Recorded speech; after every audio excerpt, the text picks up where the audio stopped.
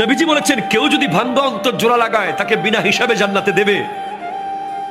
তাহলে কেউ যদি জোড়া অন্তর ভেঙে দেয় সে তো বিনা হিসাবে জাহান্নামে যাবে। সেজন্য আমি ভাবছি আমি কখনো আমার নিজের অজান্তে কারো মন ভাঙলাম কিনা, এই ভয়টা আমি পাচ্ছি।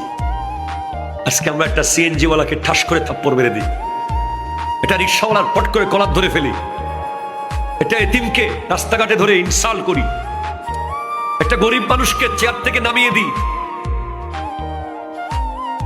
একটা ফকিরকে অপমান করি, অপদস্থ করে কথা বলি, কোরবানির দিন গোশতের টুকরো একটু বেশি দিতে হবে বলে দরজা বন্ধ করে দিই।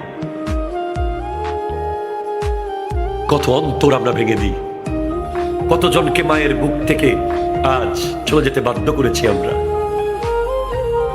কতজন শখের ব্যবসা প্রতিষ্ঠান ধ্বংস হয়ে গেছে।